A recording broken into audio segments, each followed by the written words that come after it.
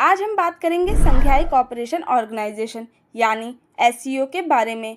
ये organisation Asia के geopolitics में एक बहुत ही बड़ा रोल प्ले करता है। हम देखेंगे इसकी हिस्ट्री, आज के ट्रेंड्स, 2025 के तियानजिन समिट और सबसे बड़े इम्पॉर्टेंट इंडिया के लिए इसका क्या मतलब है जब पीएम मोदी 7 साल बाद चाइना गए हैं और उसी वक्त यूएसए के साथ टैरिफ वॉर चल रहा है।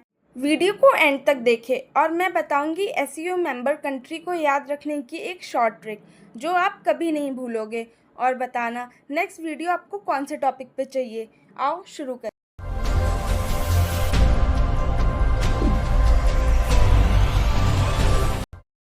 एससीओ की शुरुआत हुई थी 1996 में संघाई 5 के रूप में। मेंबर थे चाइना, कजाकिस्तान, किर्गिस्तान, रशिया और तजिकिस्तान। 2001 में उज़्बेकिस्तान ज्वाइन किए और फिर इसका नाम पड़ा संघाई कोऑपरेशन ऑर्गेनाइजेशन। इसका मेन मकसद था रीजनल पीस, सिक्योरिटी और कोऑपरेशन को स्ट्रॉन्ग करना, खासकर टेररिज्म, सेपरेटिज्म और एक्सट्रीमिज्म के खिलाफ। आज के टाइम में एससीओ एक बड़ा ब्लॉक बन चुका है। 2017 में इंडिया और पाकिस्तान ने ज्वाइन किया, 2023 में ईरान और 2024 में बेलारूस भी मेंबर बन गया।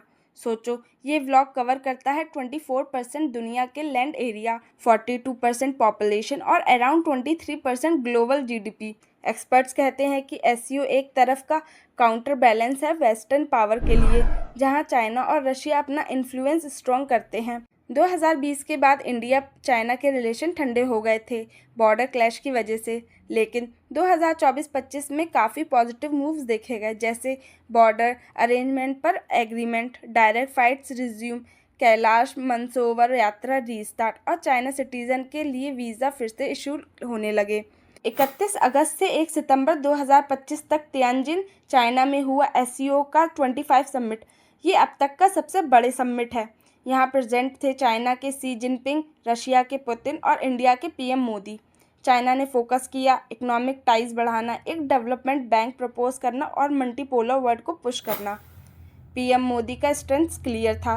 उन्होंने एससीओ को एक प्लेटफॉर्म बोला, security, connectivity and opportunity, terrorism पर डबल स्टैंडर्ड को रिजेक्ट करने की बात की और सबको याद दिलाया पहलगाम अटैक जैसे इंसिडेंट को इग्नोर नहीं किया जा सकता।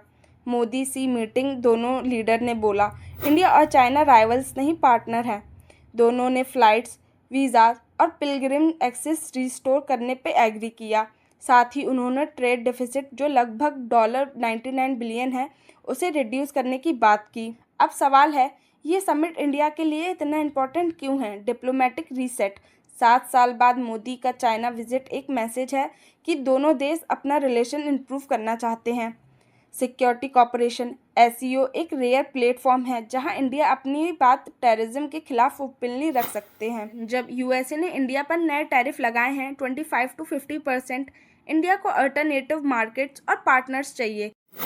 दोस्तों, संघाई कोऑपरेशन ऑर्गेनाइजेशन एक रीजनल ग्रुपिंग से बढ़कर एक ग्लोबल प्लेयर बन रहा है। चाइना के साथ ट्रेड टॉक्स और एससीओ के इकोनॉमिक इनिशिएटिव एक ऑप्शन क्रिएट करता है। स्ट्रेटेजिक बैलेंसिंग, इंडिया एक तरफ यूएसए और एससीओ दोनों के साथ बैलेंस मेंटेन कर रहा है ताकि अपनी स्ट्रेटेजिक इकोनॉमी बने रहे। और 2025 का तियानजिन समिट एक क्लियर साइन है कि मल्टीपोलर वर्ल्ड की तरफ दुनिया बढ़ रही है। इंडिया के लिए एक बैलेंसिंग एक्ट है, एक तरफ यूएसए के साथ ट्रेड वॉर, दूसरी तरफ चाइना के साथ रीस्टार्ट।